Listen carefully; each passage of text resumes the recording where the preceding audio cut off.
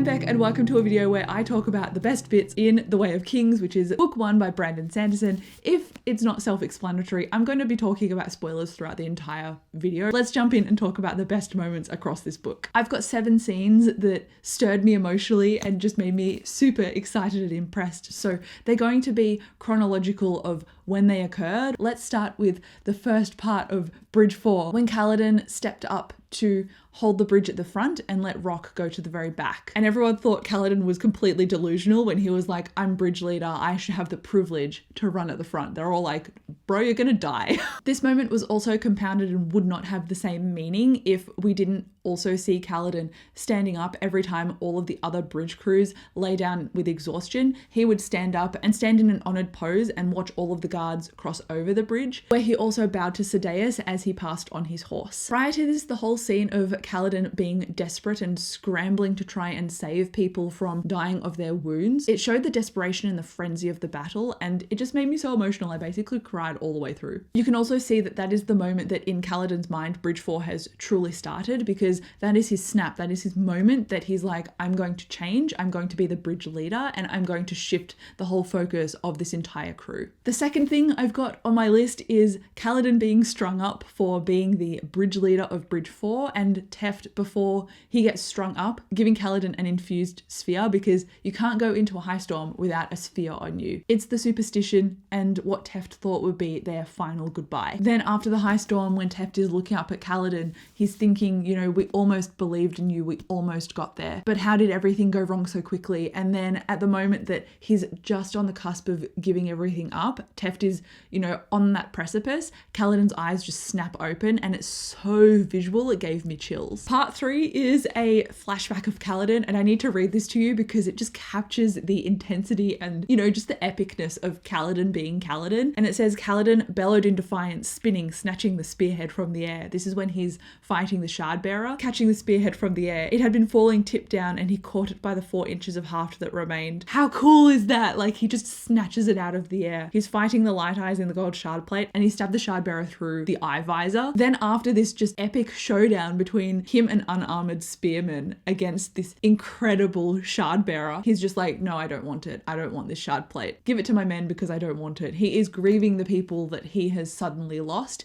and he doesn't find taking the spoils of war an honor. He wants to give it and distribute it to his men who have just experienced this loss with him. And it's just such a cornerstone to who Kaladin is as a person, that he does not want to claim glory for himself. He wants to share everything he feels and his victories and losses with everyone that he cares about. It's so beautiful and just so heartbreaking all at the same time. Surprisingly, the 4th moment that I wanted to talk about is a moment that's not Kaladin, because most of these are from Kaladin. And that is when Navani is finally with Dalinar, when he's experiencing the gibberish visions that he has during a high storm. When Navani turns to Dalinar and says, Dalinar, you might have just cracked one of the most perplexing and ancient mysteries of all time, because in his vision, she recognizes one of the phrases in his so-called gibberish, and he's actually talking in the Dawn chant, which is this mystical language that no one has been able to properly translate yet. And he just pulled a conversation out of the hat, and he's translated a whole line of it, and Navani is absolutely in awe. And Dalinar realizes at this moment that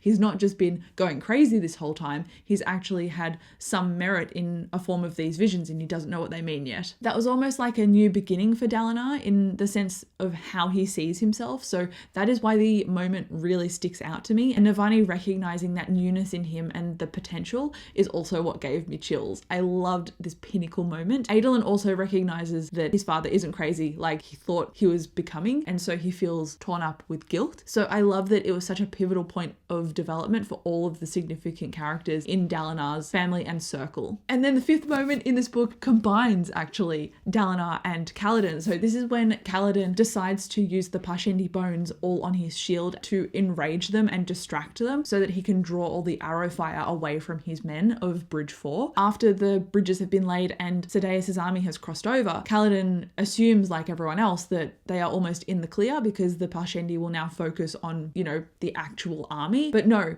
a bunch of Parshendi squared up and went to fire arrows at Kaladin and Bridge 4, and all of them were unprepared because they'd just taken all the armor armor off, but the Parshendi were deeply offended by how their dead have been represented, so they wanted revenge. And Kaladin at that moment realizes that he's about to lose everything. And then Dalinar, in his grey shardplate armor, comes and barrels through all of them and protects Kaladin and all of Bridge 4 against what could have been their demise. And after he does that, Dalinar raises his shardblade in a salute of honor to them and then turns around and joins the battle again, proving that Dalinar respects life and honor in a similar way to what Kaladin does. And initially Kaladin doesn't want to accept that. He is just in utter shock. But to me, that was a moment of their developing connection. I just love it. It gives me chills talking about it. Oh, these characters are so good. And then moment number 6 is Kaladin's deep anguish at being able to finally escape with Bridge 4 because Sadeas has left him behind in their retreat. But at the same time, Sadeas retreating has therefore abandoned Dalinar and his whole army to being killed by the Parshendi. And Kaladin is on this precipice of going, do I save this Light Eyes after being destroyed by Light Eyes and having no honor shown to me throughout my entire life?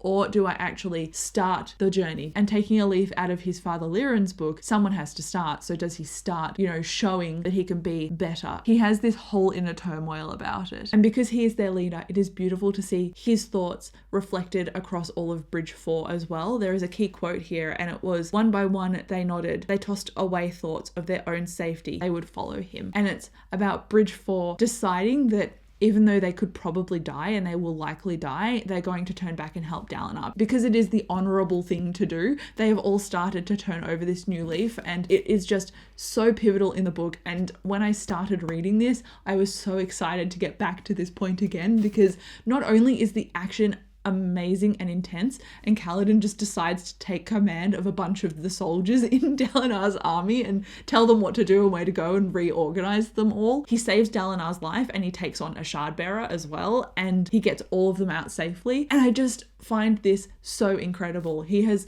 I guess, paid the debt to Dalinar and leveled the playing field because Dalinar showed him honor and now he's shown Dalinar honor. And seeing them start to form a mutual respect for each other is one of the cornerstones to the rest of this series. And it was just so cool. I could imagine it like it was a movie in my head. It was epic. An honorable mention would also be Dalinar giving over his Shardblade Oathbringer to Sadeas in return for Bridge 4, Kaladin, and all of the bridge crew's lives. Kaladin says something to Dalinar about the sword Oathbringer being priceless. Why would he give it up? And Dalinar says, well, what is the cost of a life? And Kaladin says it's priceless. And so Dalinar says, well, it's been a fair trade then, because I got all of these priceless lives of the bridge crews. Kaladin thought honor was dead, and honor is living in both of them. I don't know if that gives you goosebumps like it gives me goosebumps, but I just love these characters, and what they say and what they do brings so much value to how they interact. It's just incredible. And then number 7 of my best moments. This is about Dalinar, and it's about him finally confronting Alokar the king while Alokar is wearing his shard plate armor because he's paranoid about an assassination attempt. And so Dalinar comes to visit him, and to prove a point, Dalinar beats up Alokar, and while Alokar is calling for help and saying that there's an assassination attempt, all of Dalinar's men are standing outside and not doing anything because Dalinar has said, like, don't respond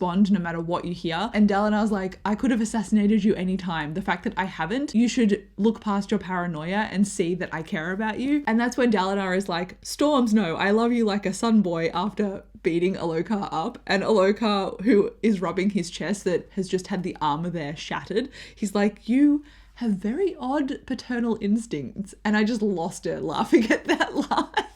It really cements their relationship and proves that Dalinar is loyal to Alokar, but it also shows that Dalinar was not properly paying attention to the people around him. But with that new shift that Navani has helped him recognize, he's becoming a different person. He takes claim and ownership to things, and he doesn't just want to be on the sidelines and be isolated anymore. He's actively participating and actively supporting and listening. So yes, it was a great show of his character. It was also hilarious, and I think it also helped Alokar develop a little bit as well. So I'm looking forward to obviously rereading the rest of the books, but those were my bunch of moments that I noted down. Probably an honorable mention is going to have to go to Shallan as well, because I do enjoy reading about her as well, but she just doesn't have as many actionable scenes in her story. It's more reminiscent and internal, but that has value too. And I think she's quite a clever character. She can really think on her feet. One of those moments is very clearly demonstrated when she goes to Shadesmar and back, I think for the first time, or maybe this is the second time. time, and she turns something in her room all to blood and pretends that she has made an attempt on her own life to cover up her visit to Shadesmar, and it fools everybody. So